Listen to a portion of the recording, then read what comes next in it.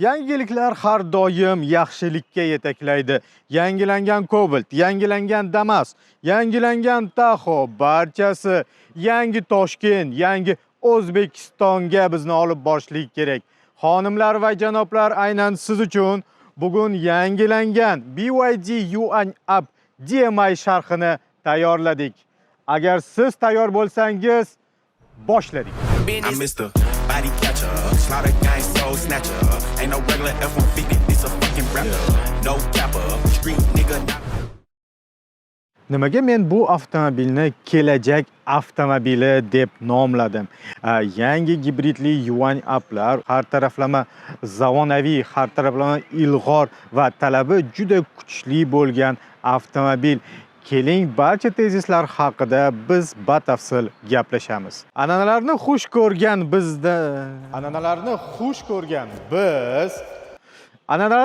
ko'rgan bizdan tashqari xitoyliklar ham an'analarga juda sodiq. Aynan shuning uchun yangi BYD YuanUplarda eski elektr YuanUp versiyasidan tashqi ko'rinishi deyarli ko'chirib olingan. Eshik tutqichlarining joylashuvi va shakli, NFC karta orqali eshiklarni qulfdan yechish tizimi xuddi eskisidek saqlanib qolgan. Avtomobilda asosiy o'zgarishlardan bittasi bu endilikda avtomobilda radiator panjarasi paydo bo'lgan. Axir bu avtomobilda ichki yonilg'i dvigateli paydo bo'lgan.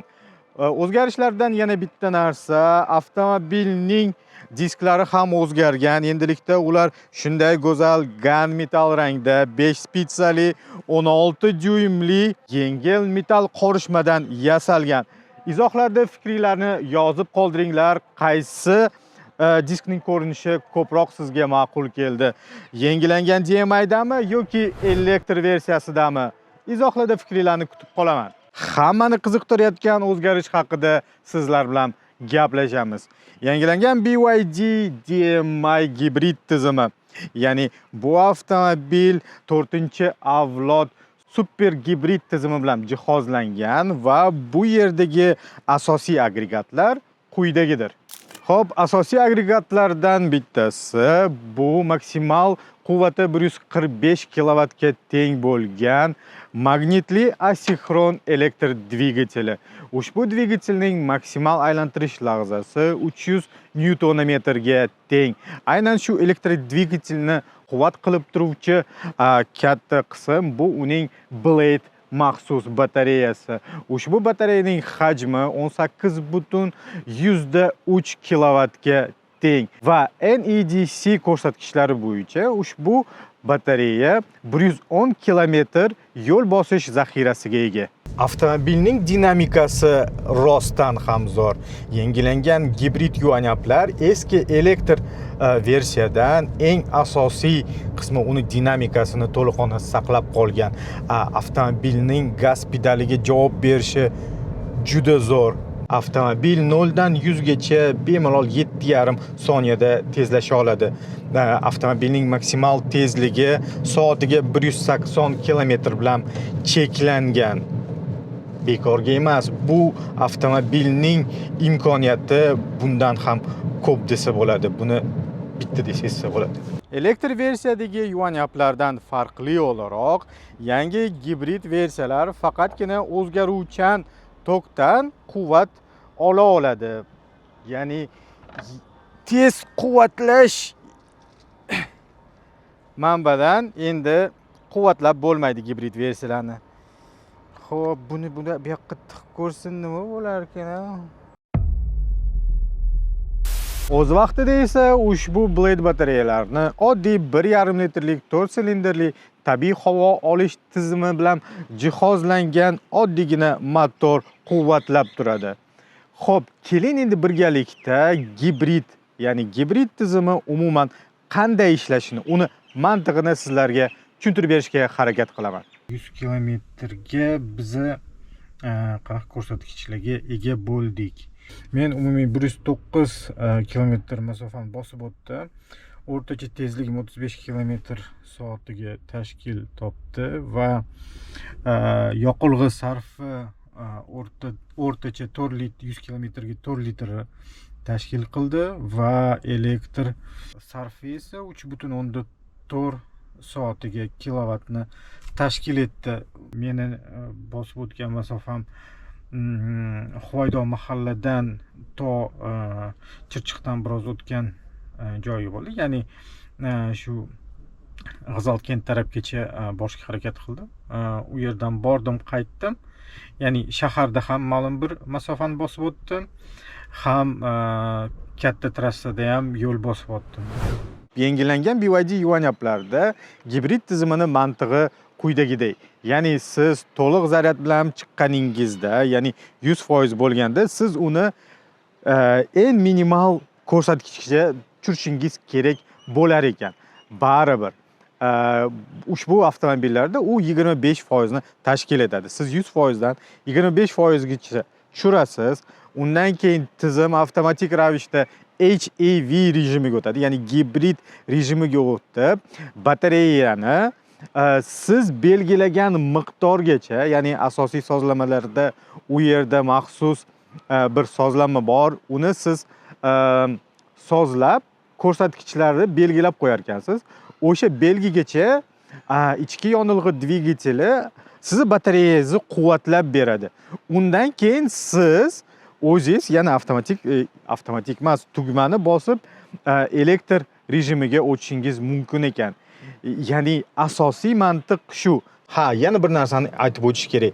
Bu plug-in gibrid bo'lganligi sabab, agar siz tezlikni juda tez olsangiz, gibrid rejimida siz motorni qo'shilganini bitdi sezasiz. Avtomobilda kichik bir vibratsiyalar paydo bo'ladi. Avtomobilni motorning ovozini bemalol eshitsa bo'ladi. Ya'ni oddiy avtomobillarga o'xshab, ichki yonilg'i dvigatelli avtomobillarga o'xshab avtomobil jonlanadi. Ya'ni kim elektromobillarni jonsiz, bir qalbsiz avtomobil ko'radigan bo'lsa, bu gibridga o'tirsa biroz fikri o'zgarishi mumkin, chunki yuqori tezliklarda avtomobil jonlanadi.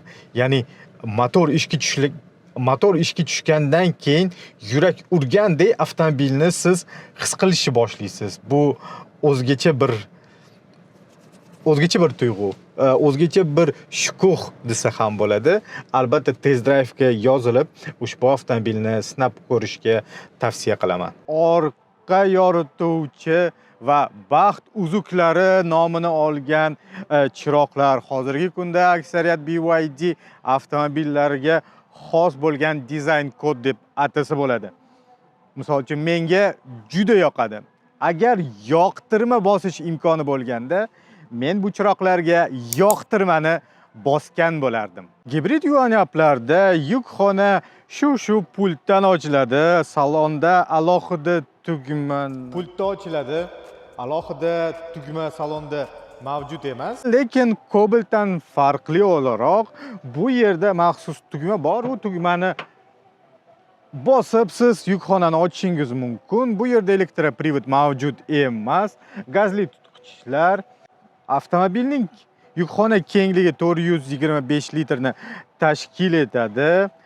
Meni e'tiborimni oladigan narsa bu yukxonaning ikki yonida maxsus bir maydonchalar borligi menga ham juda ma'qul keldi. Bu yerda arzimagan bo'lsa-da, mayda-chuda narsalaringizni joylashtirishingiz mumkin. Misol uchun, o't o'chiruvchini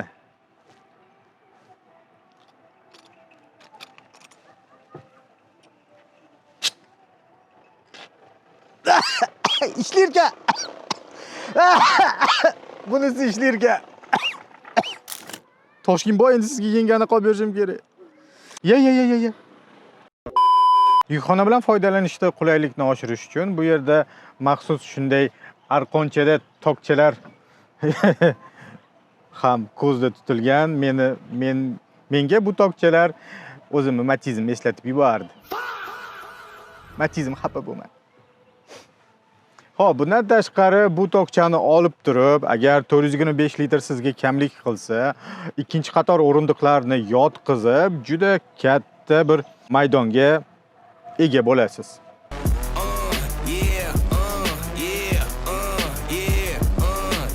425 litr hajm o'zi amaliy taraflama qanchaligini ko'rsatish maqsadida bugun biz buni real hayotda jonli to'ldirishga ahd qildik va buning uchun bizga bizning operatorimiz Toshkentboyning jihozlari yordamchi bo'ladi.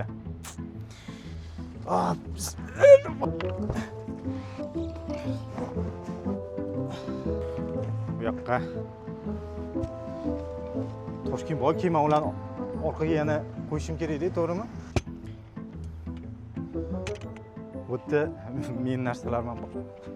Agar mabodo shu surat olishdan keyin oilangiz bilan O'zbekka chiqaman desangiz, mabodo kimnidir kuzataman desangiz, menimcha bundan boshqa sharaf sig'maydi. Mana shu 425 litr foydali hajm. Menimcha juda zo'r. Ya'ni bu yerda orada korzinkadan bu narsa kirib yuklasa bo'ladi bu yerga. Baldır toku.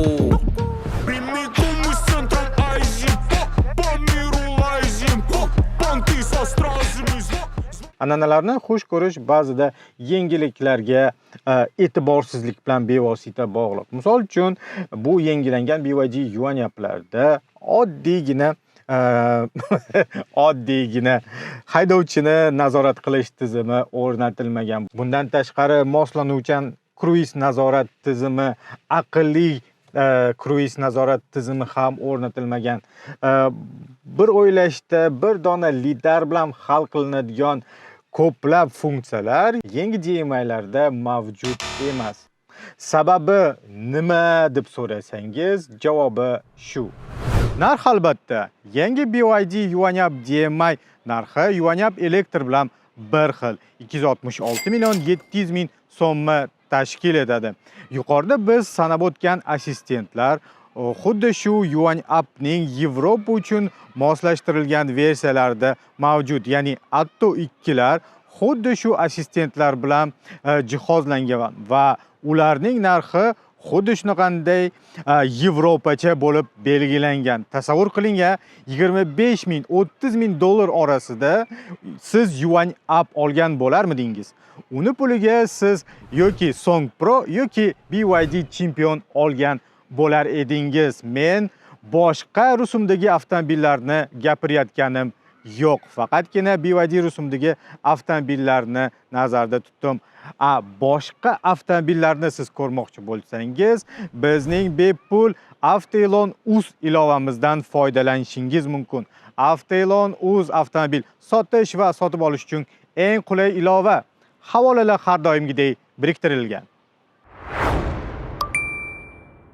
Avtomobilning ichki salonida o'zgarishlar mavjud. Ular unchalik sezilarli bo'lmasa-da, lekin ular bor. Endilikda avtomobilning ruli isitish tizimi bilan jihozlangan. Bundan tashqari simsiz quvvatlash stansiyasi ham 50 vatli bo'lib, bu yerda sovutish tizimi paydo bo'lgan.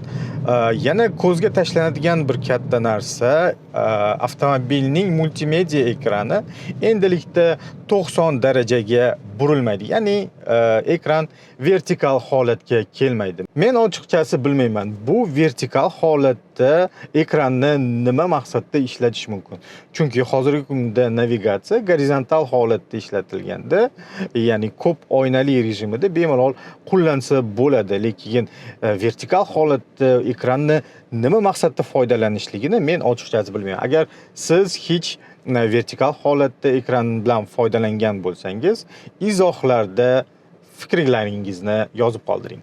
Koydum nakon, lokatsiya balkon, dolbit mafon, maymin baton, 8 ballam, bo'l popalam, mening qallam. Yana ko'zga tashlanadigan bir katta narsa, endilikda BYD Yuanyaplarning saloni bitta rangga kelgan. Ya'ni biz test drive'ga olgan variantda u to'liqona qora Eco Charm bilan qoplangan. O'rindiqlar ham to'liq, eshik kartalari, oldingi torpedka qismlari ham sun'iy char bilan qoplangan va u bitta rangda ishlangan. Menimcha bu juda zo'r. Oldi o'rindiqlar endilikda bosh qo'ygichlari paydo bo'lgan eski yoki elektr versiyalarda u yaxlit bir sport avtomobiliga xos uslubda ishlangandi. Endi oddiy shu biz o'rgangan yostiqcha ham paydo bo'lgan. Bundan tashqari ikki oldi o'rindiqlarda isitish tizimi o'rnatilgan. Oldi haydovchi o'rindiqlar 6 yo'nalish bo'yicha elektron sozlanadi va oldi yo'lovchi o'rindig'i esa faqat 4 ta tomonlama va mexanik sozlanadi. КамАЗ, он придает фантазии. Келен, пускай лицо показывай, жалко. Ushbu avtomobilni olish yoki olmaslik to'liqona sizning haydash tarzingizga bog'liq. Agar siz ushbu avtomobilni olib har 100 kilometrda uni quvvatlab yuraveraman, bundan benzin sarfidan yutaman desangiz, undan ko'ra to'liqona elektr variantda olganingiz ma'qul. Agar siz uzoq yo'llarga qatnab quvvatlash haqida o'ylamaslikni xohlasangiz, unda BYD Yuan Up DMI eng to'g'ri tanlov.